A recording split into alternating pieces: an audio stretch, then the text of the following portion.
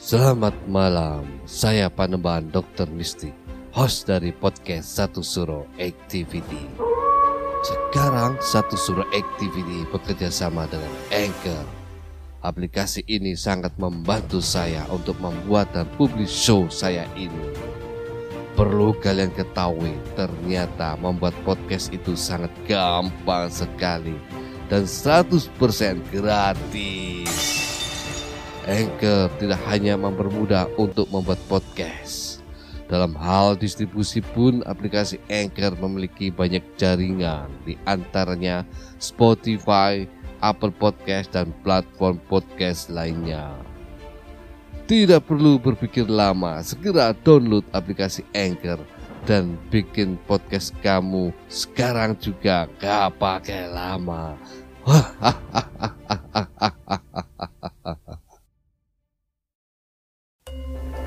Saat ini Anda mendengarkan podcast Satu Suro bersama Mistik.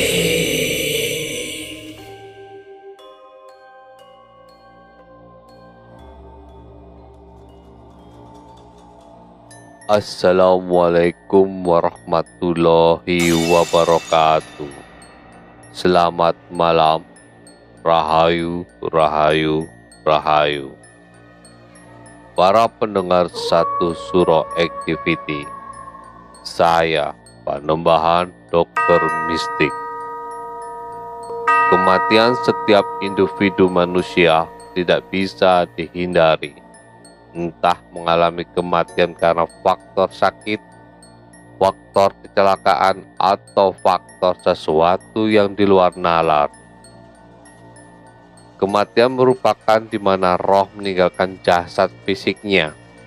Namun, roh masihlah tetap hidup sampai dengan hari kiamat yang hanya diketahui oleh Tuhan. Seperti halnya kisah mistis penampakan roh tetangga yang sudah meninggal dari Winda Kristiani. Kejadian ini terjadi di pertengahan bulan Maret 2020. Tak disangka di bulan itu pandemi tiba-tiba saja membeludak penderitanya. Tak luput komplek perumahan orang tuaku. Awalnya pedagang lesehan tiba-tiba saja sesak nafas dan dilarikan ke rumah sakit. Dan besoknya beliau meninggal. Oh Tuhan, Mbak Tias, bukan nama asli. Sebut ibuku terkejut mendengar kabar dari tetangga. Ternyata pemakamannya di lahan kosong belakang rumah ibuku yang memang sudah disediakan untuk korban meninggal pandemi. Komplek perumahan begitu sunyi saat itu karena disterilkan. 2 hari kemudian, jam 1 dini hari, peliharaan di rumah ibu ribut sekali. Kucing mengeong kencang sekali. Anjing menggonggong sambil meraung-raung. Burung berterbangan ke sana kemari di kandangnya.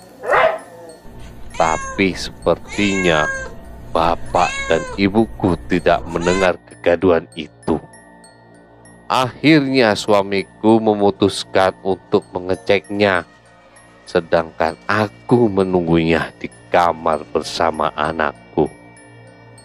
Dan menurut cerita suamiku, dia mengintip melalui jendela, tapi di luar rumah tidak ada siapapun.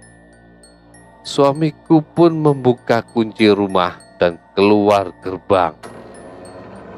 Kaget bukan kepalang ketika dari samping rumah tetangga, kebetulan sebelah rumah tetangga masih lahan kosong yang dari lahan itu bisa kelihatan lahan yang digunakan pemakaman korban pandemi. terlihat sosok perempuan sekitar 40 tahunan usianya berjalan melewati rumah ibuku. Tatapannya kosong lurus ke depan, tapi masih terlihat raut kesedihan. Suamiku lantas kembali masuk ke dalam rumah. "Ada apa, Pak?" tanyaku penasaran. "Gak ada apa-apa. Kucing lewat depan kandang, makanya mereka, kucing dan anjing, ribut," jawab suamiku dengan santai. Kami pun kembali tidur sampai pagi harinya. "Bu, Mbak Tias yang meninggal itu tinggi, kulitnya gelap, dan rambutnya pendek sebahu ya?" tanya suamiku tiba-tiba ketika aku dan ibu sedang memasak.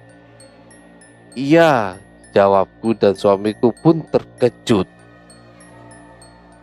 Para pendengar satu surau activity, konon katanya roh orang yang sudah meninggal yang belum genap 40 hari masih berada di sekitar tempat ia meninggal dan di sekitar lingkungan keluarganya.